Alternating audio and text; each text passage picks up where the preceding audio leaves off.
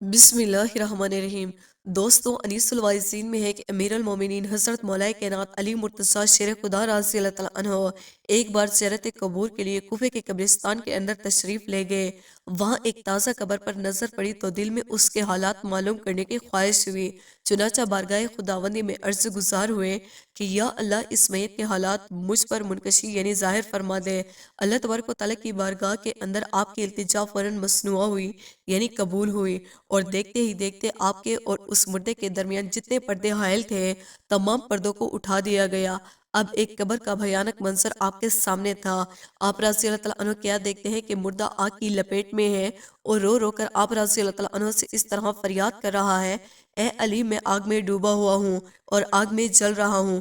قبر کی دہشت ناک منظر اور مردے کا دردناک پکار سن کر حیدر کرار رضی اللہ تعالیٰ عنہ بے قرار ہو گئے، اور آپ رضی اللہ تعالیٰ عنہ نے اپنی رحمت فرمانے والے پروردگار کے دربار میں ہاتھ اٹھا دیے اور نہایت عاجزی کے ساتھ اس میت کی بخشش کے لیے درخواست پیش کی۔ غیب سے آواز آئی کہ اے علی رضی اللہ تعالیٰ عنہ، اس کی سفارش مت کرو، کیونکہ یہ شخص رمضان المبارک کی بے حرمتی کیا کرتا تھا۔ رمضان المبارک میں بھی گناہوں سے باز نہ آتا، دن کو تو روزہ رکھ لیتا مگر راتوں کو گناہوں میں مبتلا رہتا تھا۔ مولا کائنات علی مرتضیٰ یہ سن کر اور بھی رنجیدہ ہوئے اور سجدے میں گر کر رو رو کر عرض کرنے لگے کہ یا اللہ، میری لاج تیرے ہاتھ میں ہے۔ اس بندے نے بڑی امید کے ساتھ مجھے پکارا ہے۔ اے میرے مالک، تو مجھے اس کے آگے رسوا نہ کر، اس کی بے بسی پر رحم فرما دے اور اس بیچارے کو بخش دے۔ حضرت علی رضی اللہ تعالیٰ عنہ رو رو کر مناجات کرتے رہے، یہاں تک کہ اللہ تبارک و تعالیٰ کی رحمت کا دریا جوش میں آیا اور ندا آئی: اے علی رضی اللہ تعالیٰ عنہ، ہم نے تمہاری شکست دری کے سبب اس کو بخش دیا۔ چنانچہ اس کے بعد اس مردے سے عذاب کو ہٹا لیا گیا، اور موجہ مصغیر میں حضرت سیدنا ام ہانی رضی اللہ تعالیٰ عنہ سے روایت ہے کہ دو جہاں کے سلطان حضور اکرم صلی اللہ علیہ وآلہ وسلم نے ارشاد فرمایا کہ میری امت ذلیل و رسوا نہ ہوگی جب تک کہ وہ ماہ رمضان کا حق ادا کرتی رہے گی۔ آپ صلی اللہ علیہ وآلہ وسلم سے عرض کی گئی کہ اے اللہ کے رسول صلی اللہ علیہ وآلہ وسلم، رمضان کے حق کو ضائع کرنے میں ان کا ذلیل و رسوا ہونا کیا ہے؟ تو آپ صلی اللہ علیہ وآلہ وسلم نے ارشاد فرمایا کہ اس میں ان کا حرام کاموں کا کرنا ہے۔ پھر آپ صلی اللہ علیہ وآلہ وسلم نے ارشاد فرمایا: جس نے اس ماہ میں زنا کیا یا شراب پی تو اگلے رمضان تک اللہ عز و جل اور جتنے آسمانی فرشتے ہیں سب اس پر لعنت کرتے رہیں گے۔ بس اگر یہ شخص اگلے ماہ رمضان پانے سے پہلے ہی مر گیا تو اس کے پاس کوئی ایسی نیکی نہ ہوگی جو اسے جہنم کی آگ سے بچا سکے۔ بس تم ماہ رمضان کے معاملے میں اللہ تبارک و تعالیٰ سے ڈرو، کیونکہ جس طرح اس ماہ میں نیکیوں کو بڑھا دیا جاتا ہے اسی طرح سے گناہوں کا معاملہ بھی زیادہ سخت ہو جاتا ہے۔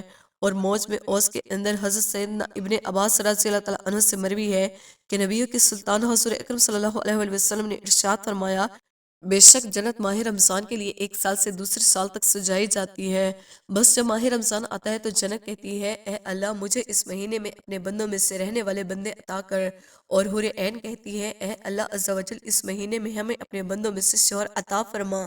پھر حضور اکرم صلی اللہ علیہ وآلہ وسلم نے ارشاد فرمایا: جس نے اس ماہ میں اپنے نفس کی حفاظت کی کہ نہ تو کوئی نشہ آور شے پی اور نہ ہی کسی مومن پر بہتان لگایا اور نہ ہی اس ماہ میں کوئی گناہ کیا، تو اللہ عز و جل ہر رات کے بدلے اس کو 100 حوروں سے نکاح کرے گا اور اس کے لیے جنت میں سونے، چاندی، یاقوت اور زبرجد کا ایک ایسا محل بنائے گا کہ اگر ساری دنیا جمع ہو جائے اور اس محل کے اندر آ جائے تو اس محل کی اتنی ہی جگہ کو گھیرے گی جتنا بکریوں کا ایک باڑہ دنیا کی جگہ کو گھیر لیتا ہے۔ اور جس نے اس ماہ میں کوئی نشہ آور شے پی، کسی مومن پر بہتان باندھا یا اس ماہ میں کوئی گناہ کیا تو اللہ عز و جل اس کے 1 سال کے اعمال کو برباد فرما دے گا۔ بس تم ماہ رمضان کے حق کو ادا کرنے کے اندر اللہ تبارک و تعالیٰ سے ڈرو اور اس کے اندر کوتاہی نہ کرو، کیونکہ یہ اللہ تبارک و تعالیٰ کا مہینہ ہے۔ اللہ تبارک و تعالیٰ نے تمہارے لیے 11 مہینے مقرر کر دیے، ان میں نعمتوں سے لطف اندوز ہو اور لذت حاصل کرو، اور اپنے لیے 1 مہینے کو خاص کر دیا ہے۔ بس تم ماہ رمضان کے معاملے کے اندر اللہ تبارک و تعالیٰ سے ڈرتے رہو۔ دوستوں، جس طرح ماہ رمضان کی ناقدری اور بے حرمتی کرنے پر عذاب ہے، اسی طرح جو بندہ ماہ رمضان کا احترام کرتا ہے تو اللہ تبارک و تعالیٰ اسے کیسے نعمتوں سے نوازتا ہے۔ چنانچہ نزہۃ المجالس میں ہے کہ بخارا کے ایک موجوسی یعنی آتش پرست شخص تھا۔ ایک مرتبہ رمضان شریف میں وہ اپنے بیٹے کے ساتھ مسلمانوں کے بازار سے گزر رہا تھا۔ اس کے بیٹے نے لا اعلان کوئی چیز کھانی شروع کر دی۔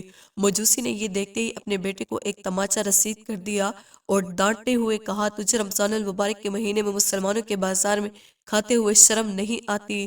اتنے میں لڑکے نے کہا کہ ابا جان، آپ بھی تو رمضان شریف میں کھاتے ہیں۔ والد نے کہا کہ میں مسلمانوں کے سامنے نہیں، اپنے گھر میں چھپ کر کھاتا ہوں اور اس ماہ مبارک کی بے حرمتی نہیں کرتا۔ کچھ عرصے بعد اس شخص کا انتقال ہو گیا۔ کسی نے خواب میں اس کو جنت میں ٹہلتے ہوئے دیکھا تو حیرت سے پوچھا کہ تو موجوسی تھا، یعنی آگ کا پجاری تھا، جنت کے اندر کیسے آ گیا؟ تو کہنے لگا، واقعی میں موجوسی تھا، لیکن جب موت کا وقت قریب آیا تو اللہ تعالیٰ نے احترام رمضان کے برکت سے مجھے ایمان کی دولت سے اور مرنے کے بعد جنت سے مشرف فرما دیا۔ دوستو، اس حقائق سے ہمیں یہ پتہ چلا کہ اگر کوئی غیر مسلم بھی رمضان شریف کا احترام کرتا ہے تو اللہ تبارک و تعالیٰ اس کا خاتمہ بالایمان اور جنت کی نعمتوں سے مشرف فرما دیتا ہے۔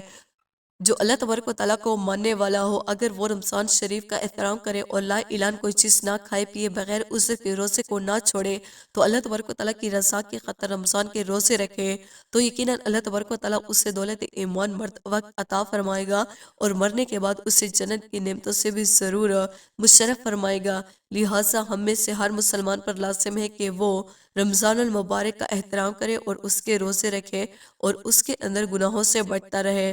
اللہ تبارک و تعالیٰ سے دعا ہے کہ اللہ تبارک و تعالیٰ ہمیں ماہ رمضان المبارک کی قدر کرنے کی توفیق عطا فرمائے۔ دوستو، امید کرتے ہیں ہماری آج کی ویڈیو آپ کو پسند آئی ہوگی۔ ویڈیو کو لائک اور سبسکرائب کرنا نہ بھولیے گا۔